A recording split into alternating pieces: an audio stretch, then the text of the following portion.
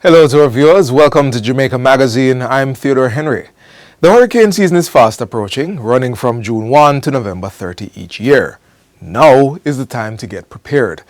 In this edition of Jamaica Magazine, we're putting safety first with a timely feature on how you and your family can prepare for the season.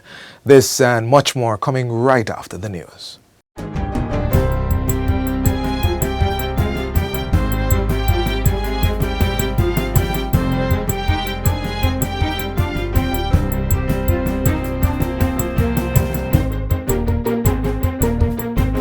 Good day, I'm Twyla Whelan and this is your JS News for Wednesday, May 28, 2025. Over 26,000 residents of 10 communities in Western St. Andrew are set to benefit from major improvements to their water supply by mid-year. On Tuesday, ground was broken for the $981 million Ferry to Rock Pond pipeline project. Work is to begin in June and is projected for completion within 7 months. Phase 1 of the project will involve laying 7.2 kilometers of pipelines at a cost of $476 million. $505 million is targeted at Phase 2 for mechanical and electrical equipment, the construction of 2 lift or pump stations, and the installation of 2 50,000-gallon storage tanks. The work is being implemented by the National Water Commission (NWC) and will not only supplement the Forest Hill system, but also reduce the pressure on the Forest Hill deep well. Prime Minister Dr. Andrew Holness says there are 58 similar projects being targeted across the island and implores residents who are in waiting to be encouraged. Because the ultimate objective is to say to the other communities that are looking on at what we are doing here, to say, have faith. But in front of you, why I can say that without feeling as if I'm making you a promise that is empty, is that this is what every other community that doesn't have water is hoping for. But in front of you is the evidence of the delivery of what you hope for. Minister with responsibility for water, Matthew Samuda, revealed that ground would be broken within another 3 weeks for a project to resolve water issues along Washington Boulevard. He says the contracting process is being finalized to allow for the connection at the Sandy Gully Bridge. In addition, pipe laying is to take place along the Helsham Main Road to distribute water being produced at Rio Cobre.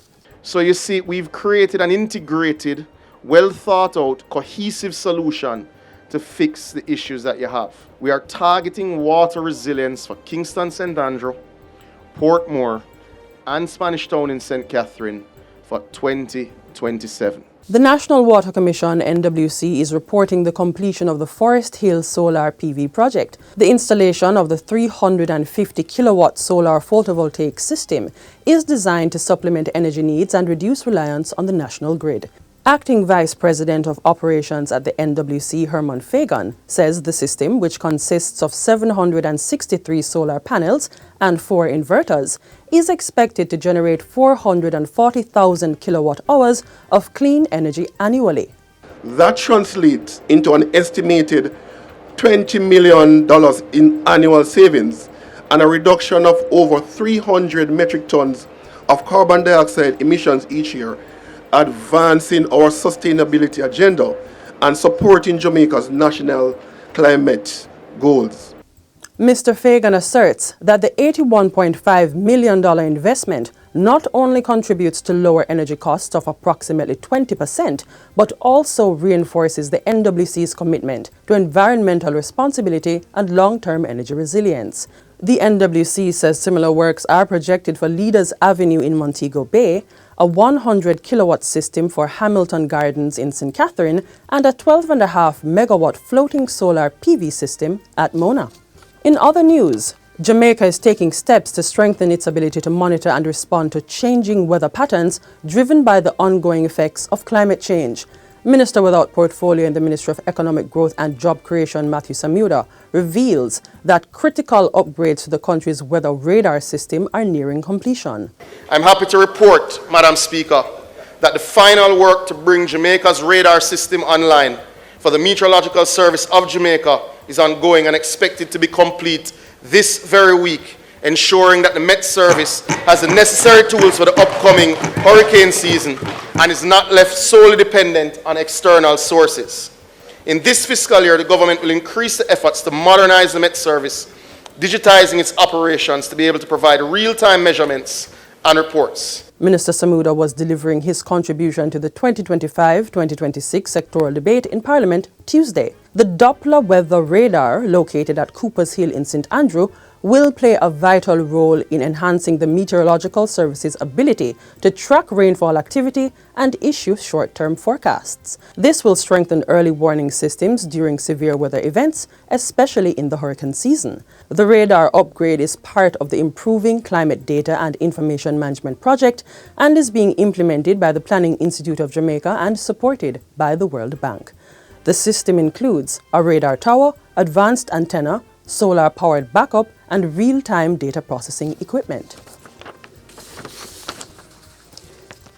In an effort to modernize the sector, the Ministry of Agriculture, Fisheries and Mining will invest $60 million this year to acquire agricultural drones. Portfolio Minister Floyd Green made the disclosure during his 2025-2026 sectoral debate presentation in Parliament on Tuesday. He says the drones are expected to arrive later this year and will be used for spraying, seeding and surveillance. The initiative aims to provide farmers with modern tools to increase efficiency and help combat predial larceny. The drones will be distributed through the Rural Agricultural Development Authority, RADA. It is essential that we have modern agricultural equipment. Just like our man would turn to RADA for a tractor, we want people to be turning to RADA to get a drone that will come out into their fields and do the spraying work for them. Still on agriculture, a new AgriPark youth startup program will be launched in short order. This is to encourage more young people to enter the agricultural sector. Under the new initiative, young people will benefit from leases that are significantly reduced for new agriparks, paying only half the usual cost for the first 2 years of operation. Participants will be required to show only 35% of their capital investment to qualify, when compared to the standard 70% required of other applicants. But it gets better.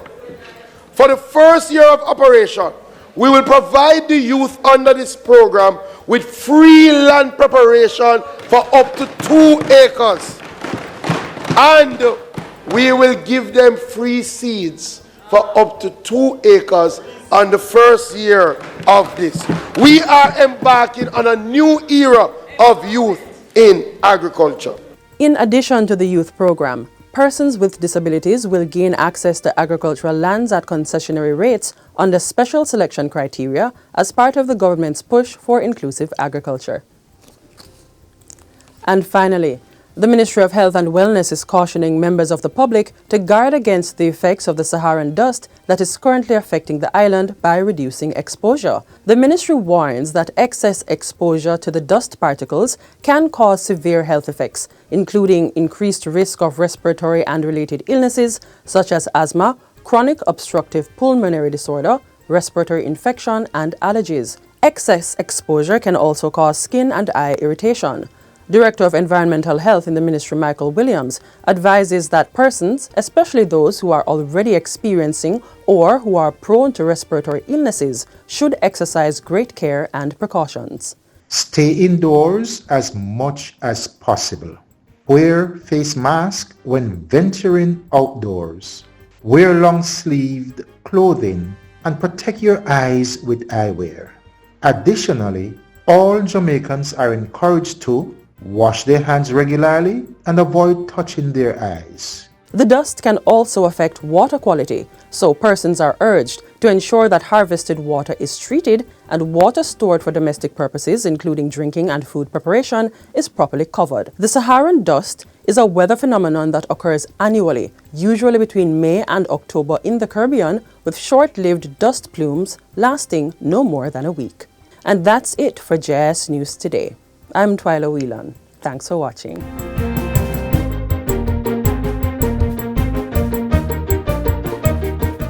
Are you ready to make the most of your summer? I'm sure fun is on the agenda, but have you also considered using some of the time to earn a bit of extra cash and gain valuable experience for later in life?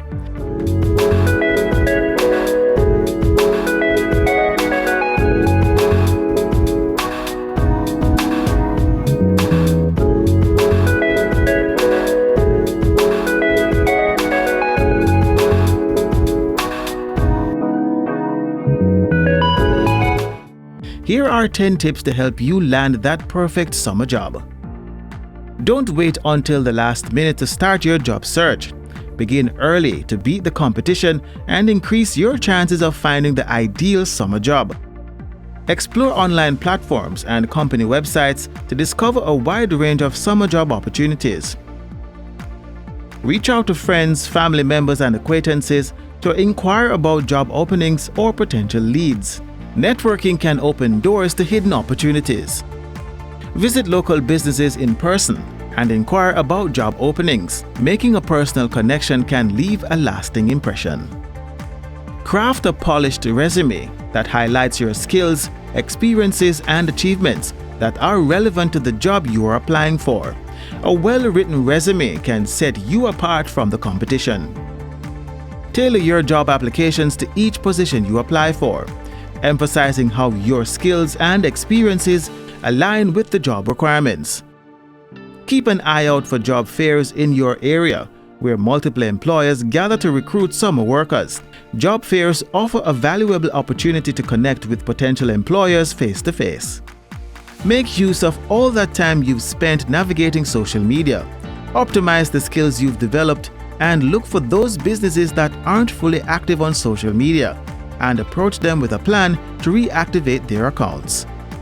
Follow up on your job applications with polite emails or phone calls to express your continued interest and inquire about the status of your application. Persistence pays off. And finally, stay motivated and positive throughout your job search journey. Remember that finding the perfect summer job may take time, but with persistence and a positive attitude, you can achieve success. With these tips in mind, you're well equipped to embark on your summer job search adventure. Good luck, and here's to a rewarding and unforgettable summer.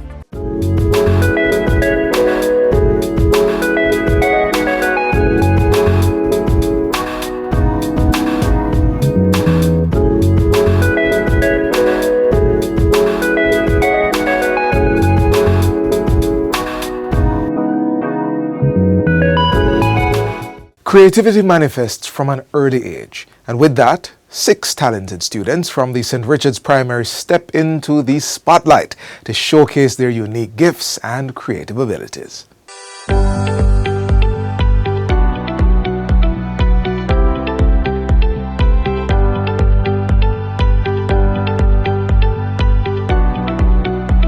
There is strength in the youth, endless amount of blessing in the one that is gifted. These were found in all 6 of the top awardees of the Mr. and Miss St. Richard's Talent Competition for 2025. St. Richard's is 93 years old, and we wanted to be a little bit more intentional about how we celebrated our Founders Day. So we spoke with the PTA and we came up with the idea of celebrating the talents of the children. So we came up with the Mr. and Miss St. Richard's Talent Competition.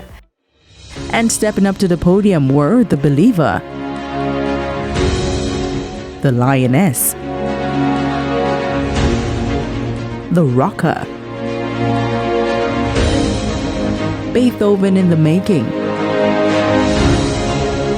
Sir Praise, and Mrs. Moves.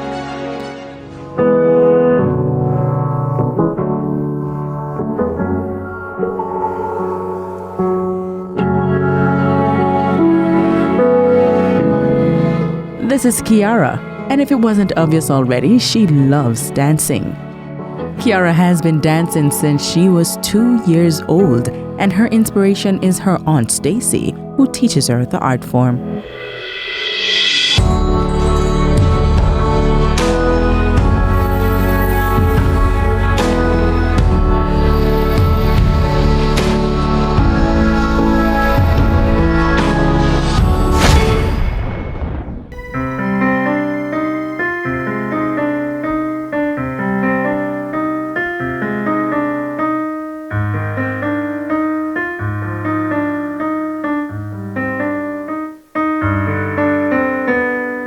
Savannah discovered her talent for playing the piano at age 4, a born crowd pleaser. She enjoys the joy on the faces of her audience as she plays.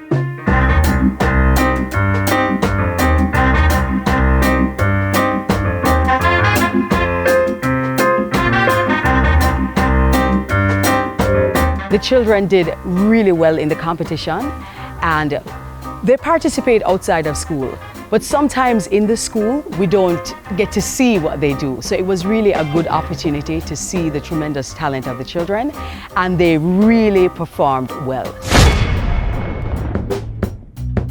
In addition to singing, Daniel enjoys dancing and drawing, though she's still working on that skill. I used to bite my tongue and hold my breath, scared to rock the boat and make a mess. So I said quietly, agreed politely. This self-proclaimed foodie chose the song Roar to perform because it inspires her to do great things. I've got the eye of a tiger, fire, dancing through the fire. I am a champion, and you're gonna hear me roar louder, louder than a lion. I am a champion, and you're gonna hear me roar. Adam is a gamer, but he also enjoys reading. In addition to singing, he plays the drums and is learning to play the piano. Your spirit to a lover, ooh, your spirit of a lover, ooh. I was joking in the crowd, living my brain up in the cloud, feeling like crashing to the ground, hoping my feelings they were drowned, but they never did ever live, living and flowing, limited, they broke up when it rained down, it rained down. One of the things that I think is really important, and the whole school community feels important, is to encourage children to develop their confidence. And yeah, when they're in class and they answer questions and they do things, they're among their peers, but they put them in front of people that they're not necessarily familiar with. And for them to really come out and be confident in what they're presenting was an important objective of this competition, which I think was fully achieved. J. Anthony loves singing and chose this song, The Goodness of God, because it is his favorite. I love you, Lord, for your mercy never fails me, and all my days I've been held in your hand, from the moment that I wake up until I lay my head, and I sing in the goodness of God.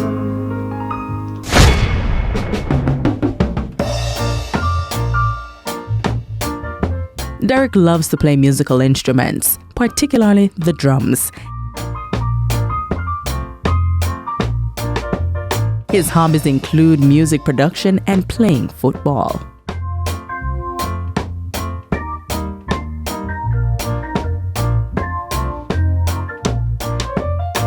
These talented youngsters have some words of encouragement for other young people struggling with stage fright. To just go on stage, it doesn't matter who's watching you, just have fun with your talents. No matter if you're nervous, take a deep breath and look forward, do your movements and have fun.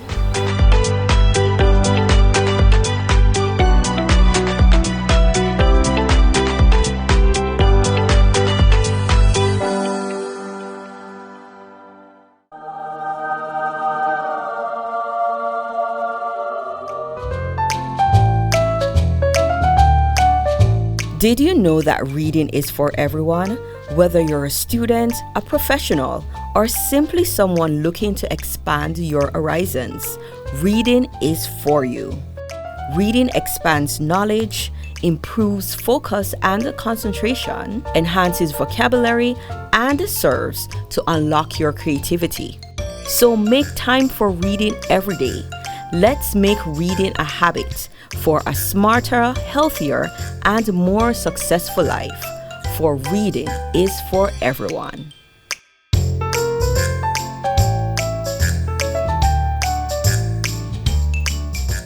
Micro, small, and medium-sized enterprises, MSMEs, are a growing sector in Jamaica's economy. Watch now as we hear the Minister of Finance share some highlights on how the government plans on supporting such businesses this fiscal year. $1,136,240 persons in our workforce are employed by a micro, small, or medium enterprise. $2 billion is in the budget for DBJ to allow them to continue to facilitate sustainable growth of startups and MSMEs, and to continue support women-led initiatives, entrepreneurship training, including digital skills bootcamp. We're also raising the GCT exemption for small businesses from $10 million to $15 million. They are also feeling the burden of high interest rates and have said to me that opening a bank account for their business is difficult. They feel there's no difference between the requirements for them as MSMEs as opposed to a very large institution. And so my commitment to them is to get together with the Minister Hill, to let us sit down with the banks and see how we can agree to reduce the burden of opening a bank account for MSMEs. This government remains faithful to the stock market development and is pleased to announce its acceptance of the Jamaica Stock Exchange's proposal to establish a JSE micro market. I will move with haste to name the Technical Working Committee that will include the Companies Office of Jamaica, the Legal Fraternity, the Security Dealers Association, a member of the PSOJ, and of course, representatives from the JSC and Ministry of Finance and the Public Service. We fully expect that a fully functioning micro market will put structure to more businesses in Jamaica for sustainability and growth and access to equity capital. We will begin these meetings of the Technical Working Committee as soon as we start the new fiscal year. As we accelerate the pace of economic growth in Jamaica, accelerated capital allowance is one strategy that this government will use to move growth to a higher level. We are making a special provision for accelerated capital allowance on industrial and non-industrial commercial buildings, plant and machinery, which includes automatic data processing equipment. And this will be over a 2-year period.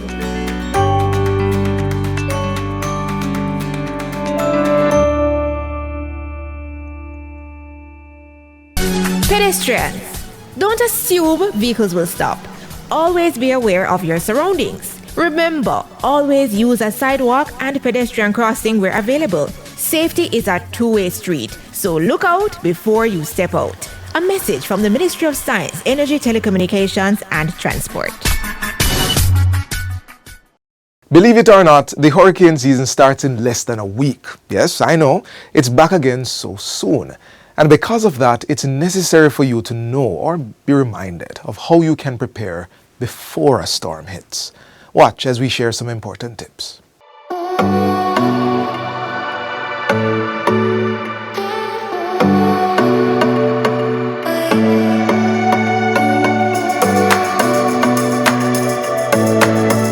Food, clean water, and medication are among the important things to secure when you're preparing for severe weather conditions, such as a tropical storm or hurricane. Pay attention as we share a few useful tips on these, as well as advice for pregnant women and persons with chronic illnesses.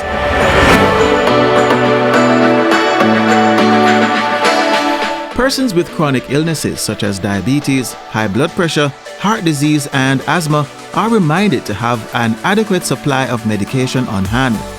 If they have to evacuate their homes, they must ensure that they take their medication with them to the place of shelter.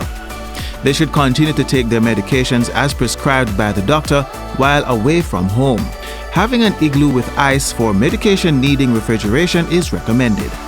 Also, persons with chronic illnesses must keep regular eating and medication schedules and ensure they have received adequate nutrition and hydration. If a storm is on the way, medical experts recommend that all pregnant women who are within 1 month of their delivery date should relocate to family or friends who are in close proximity to a hospital or delivery center. If you must evacuate your home when disaster threatens, certain items should be taken with you.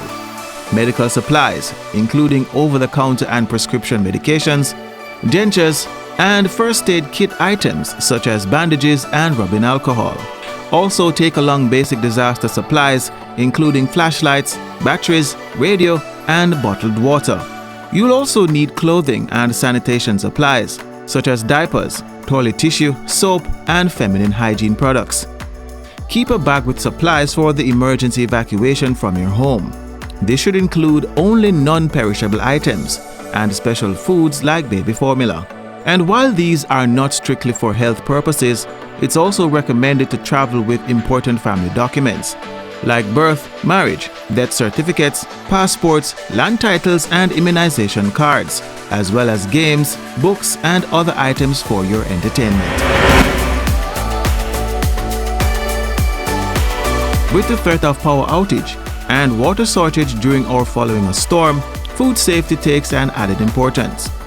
Do not store food items with chemicals such as kerosene, bleach, detergents, and insect sprays. Do not purchase food from tins which have signs of dents, bulges, or other damage. Keep food in a dry and cool place. And store sugar, flour, rice, and crackers in their original packages or in tightly closed containers. Lock-offs are likely in a storm. Plus, flood rains can wash sediments into the water supply. So, store water for domestic use in a clean, covered container. Ensure the lid fits tightly to prevent mosquito breeding. Do not use containers that have previously stored harmful chemicals. Use a clean container with a handle to dip up water from storage. Treat the water with bleach or by boiling for safe use.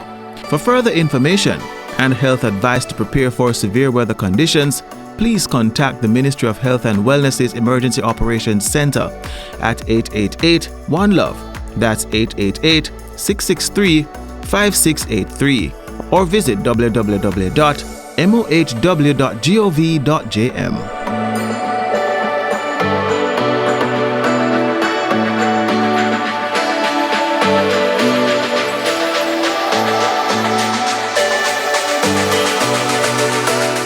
We're at the end of today's show, but be sure to join us again tomorrow for another lineup geared towards providing you with information on the government's policies and initiatives for building a better Jamaica. Visit our website, jis.gov.jm, catch us on YouTube, or connect with us on social media. On behalf of all of us here at the JIS, I'm Theodore Henry. Thanks for watching, and see you soon. This has been a production of the Jamaica Information Service, the voice of Jamaica.